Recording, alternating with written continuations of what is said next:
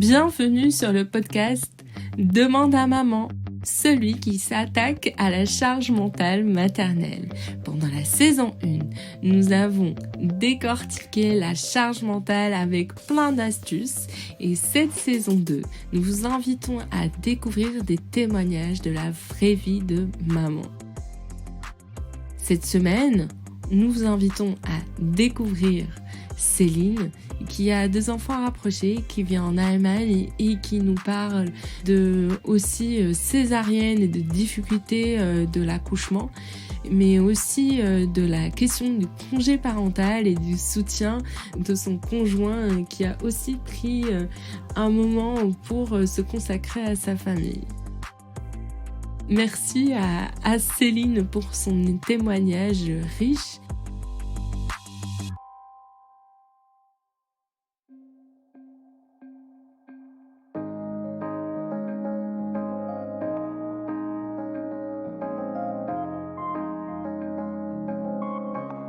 C'est comme si on n'avait pas le droit de dire qu'on a besoin d'aide.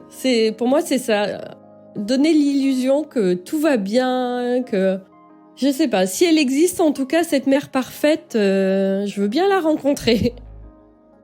Parce que j'en suis très très loin. Mais mon mari me dit des fois, il y a des femmes qui ont 5 enfants, qui gèrent leur maison, qui gèrent les enfants, qui gèrent l'école, les courses, le ménage, leur maison est nickel.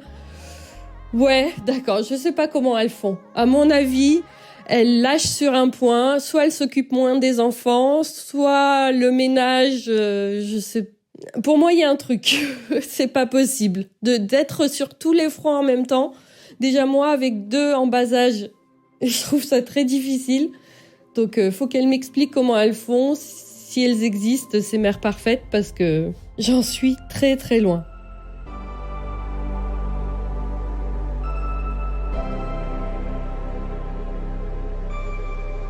Sur la ligature des trompes. Donc non, je savais pas avant la grossesse que j'allais le faire. C'est venu en fait au cours de la grossesse. Il y a plusieurs choses déjà. La première chose à dire, c'est qu'en 2018, autour du 5 juillet 2018, je me suis rendue aux urgences. J'étais enceinte de 2 mois. Je suis allée aux urgences gynéco avec mon mari, enfin, qui était pas mon mari à l'époque, on était pacsés. J'avais perdu un peu de sang, je suis allée aux urgences gynéco et là, on m'a annoncé que le cœur de mon bébé ne battait plus. Donc, j'ai fait une fausse couche, j'ai dû prendre des médicaments pour évacuer, une fausse couche qui m'a beaucoup traumatisée, comme je pense énormément de femmes. C'est aussi un sujet beaucoup trop tabou, le sujet de la fausse couche. Enfin voilà, ce rendez-vous aux urgences était le 5 juillet. Et la date de terme de Bastien était le 1er juillet.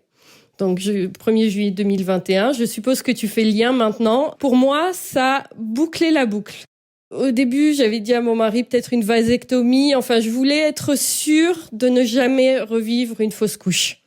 Pour moi, le traumatisme, ça n'a même pas été la naissance de Félix, où j'ai eu une césarienne d'urgence, un accouchement catastrophique, l'horreur. Mon traumatisme dans la grossesse, c'est ma fausse couche en 2018. Et là, comme je tombais à peu près, ma date de terme tombait sur la date anniversaire de ma fausse couche, je me suis dit, voilà, ça boucle la boucle. Au début, on pense à la vasectomie. Après, en lisant, en me renseignant, j'ai vu que, en fait, la ligature des trompes se combine très bien avec la césarienne. C'est-à-dire que c'est la même opération. Enfin, c'est dans la suite. C'est-à-dire que le gynéco fait la césarienne. De toute façon, moi, j'avais déjà une cicatrice de césarienne qui était très moche, qui avait été ratée pendant l'accouchement de Félix. Ma cicatrice était à rouvrir et à recoudre de toute façon. Donc voilà, le chirurgien, le gynéco sort le bébé et ensuite continue et ligature les trompes. C'est une seule opération et je savais, puisque je m'étais renseignée, qu'il n'y avait pas plus de douleur que la césarienne et je connaissais déjà les suites de césarienne, donc je savais qu'il n'y avait pas beaucoup de différence. Et c'est des opérations qui se combinent donc très bien ensemble. Ça rajoute 10-15 minutes après la césarienne. Donc, après avoir sorti le bébé, il y a à peu près 15 minutes de plus pour ligaturer les trompes. Et voilà. Et après, on referme. C'est la même opération, c'est le même endroit. Il n'y a pas de douleur supplémentaire. Donc je me suis dit, mais oui, c'est ça. Je voulais pas de troisième enfant, je voulais être sûre de ne plus jamais retomber enceinte, de ne plus jamais revivre le cauchemar que j'avais vécu pour la fausse couche. Et voilà, et je regrette pas une seconde de l'avoir fait. Ça fait 4 mois et demi maintenant. On n'en parle pas assez. C'est vrai que c'est définitif, que je sais que je n'aurai plus jamais d'enfant, mais j'en voulais pas plus. Et moi, ça m'a enlevé un poids, c'est-à-dire que ça faisait les 2 étés d'avant, j'avais eu un stress post-traumatique, je revivais ma fausse couche autour du 5-6 juillet, je pouvais dire à partir du 5 juillet, les 2 semaines après, je pouvais dire presque heure par heure tout ce que j'avais fait. Et je n'ai pas vécu ça cette année. Bon, en plus, j'avais mon deuxième fils qui était là.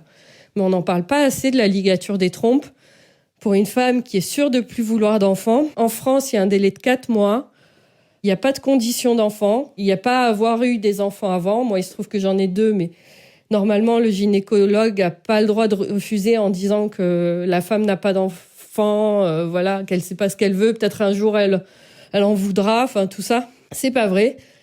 Même une nullipare a le droit à la ligature des trompes. Une femme avec plusieurs enfants a le droit à la ligature des trompes. Il n'y a pas de condition d'âge, il faut être majeur. Voilà, c'est tout. Quand on est sûr de soi, de toute façon, je pense qu'une femme qui demande une ligature des trompes, c'est qu'elle sait ce qu'elle veut. C'est pas une opération qui se fait à la légère, qui se demande à la légère. On n'est pas bête, on n'est pas... Une femme, c'est pas un petit enfant qui change d'avis toutes les 5 minutes. Enfin, faut arrêter d'infantiliser les femmes dans le monde gynéco. On sait ce qu'on veut. Si on demande une ligature des trompes, on y a pensé avant. Moi, ça a été longuement réfléchi. Voilà, c'était clair que cette fausse couche donc m'avait beaucoup trop traumatisée. Et c'était la meilleure décision pour moi, en tout cas à ce moment-là. Et je suis très contente de l'avoir fait. Et c'est vrai qu'on n'en parle pas assez. Et que même moi, je vois...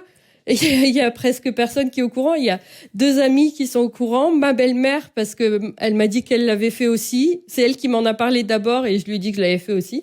Mais mes parents ne sont pas encore au courant. Mes autres amis non plus. Enfin, personne. Parce que ça reste tabou.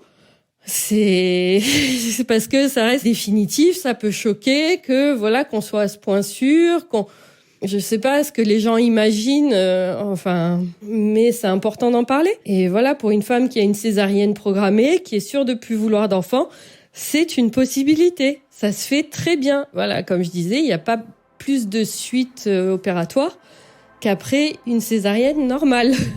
Moi, en tout cas, j'ai pas vu la différence avec ma première césarienne. Bon, en plus, comme c'était programmé, je l'ai plutôt bien vécu.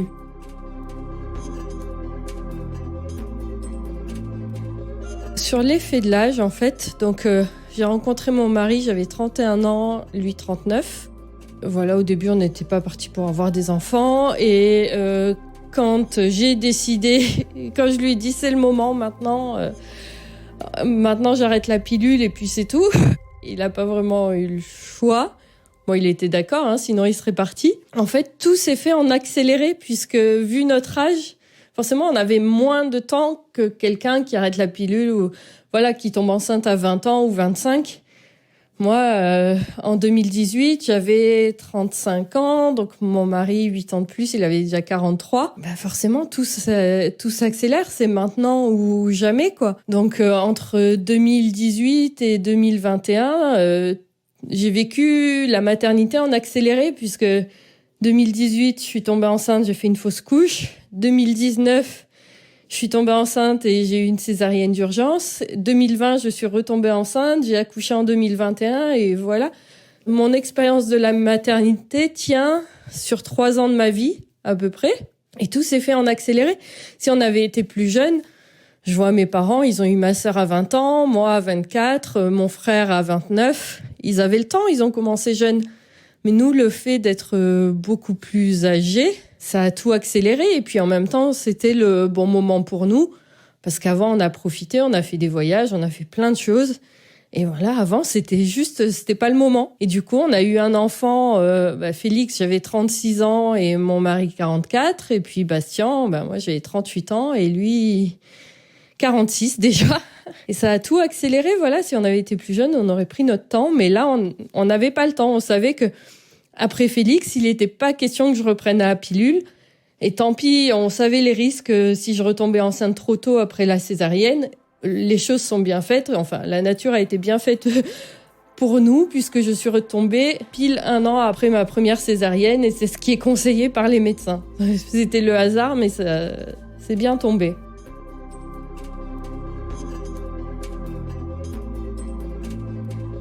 Le tissu social, c'est compliqué puisqu'on a déménagé juste la veille à peu près du premier confinement. Oui, c'est ça, c'est le dimanche, juste avant le premier confinement. Mon mari avait trouvé du travail en Allemagne, il faisait les allers-retours depuis quelques temps.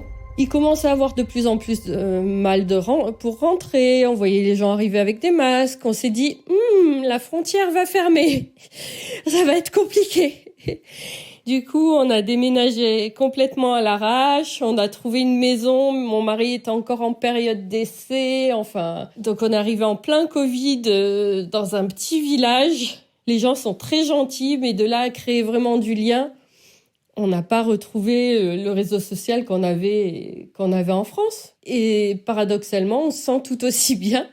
On discute avec les parents de la crèche, on discute avec nos voisins, mais c'est pas les mêmes liens que ce qu'on avait avec nos amis en France, c'est sûr. Et ensuite, sur le fait d'avoir un deuxième enfant, je voulais ajouter que ce que ça m'a apporté, ou ce que ça nous a apporté, c'est de l'assurance. C'est que vraiment, moi, je n'ai aucune confiance en moi, mais jamais sur rien du tout, sauf quand il s'agit de mes enfants. Et là, je suis sûre. Je sais ce que je veux faire, je sais comment je veux les éduquer. Et puis le fait d'avoir un deuxième, j'ai allaité Félix assez longtemps. Du coup, je savais que je saurais allaiter, je savais que ça allait bien se passer, je savais qu'on peut allaiter après une césarienne sans aucun souci. Je savais faire. Je savais que le cododo, c'est ce qui est bien pour nous. Je sais que, voilà, après, Félix est dans un lit au sol, et Bastien aussi sera en lit au sol. Je suis sûre de mes choix, des décisions que je prends, alors que pour Félix, on tâtonnait, on est là, on sait pas, il dort où, on fait quoi, biberon, allaitement, on n'avait aucune idée, on savait pas ce qu'on voulait, on savait pas comment ça marchait, tout était nouveau. Mais là, on a confiance, on sait quand on prend une décision que c'est ce qui est bien pour nous. Je dis pas que c'est bien pour les autres, chacun fait comme il veut en plus, vraiment. Chacun donne le meilleur pour son enfant, et nous, on est assez d'accord, on est tous les deux des parents poules. Mais c'est impressionnant, on est collés à nos enfants, très câlins, voilà. On dort avec eux, on les colle le plus possible. On espère, je sais pas, des fois je me dis on espère qu'à 18 ans ils partiront de la maison, alors on les colle bien maintenant. Comme ça, après, ils en auront tellement marre qu'ils voudront partir. Mais en tout cas, oui, c'est ce que je voulais ajouter, c'est qu'un deuxième enfant, je trouve qu'on a beaucoup plus d'assurance que par rapport au premier, parce qu'on sait. On a déjà fait des choses avec le premier qui ont marché ou qui n'ont pas marché. On fait différemment, on fait pareil. Mais on est sûr de soi par rapport... j'ai vu une énorme différence pour ça.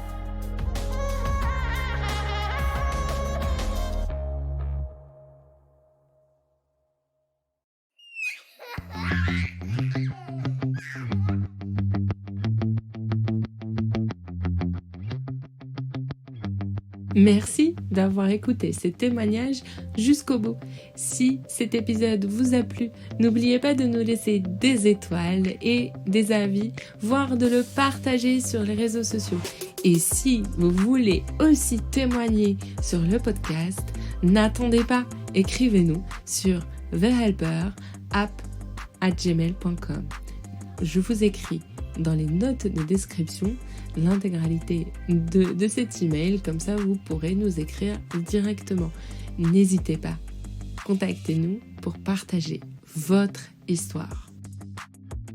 Demande à maman est un podcast produit par The Helper, l'assistant parental pour les tout jeunes parents.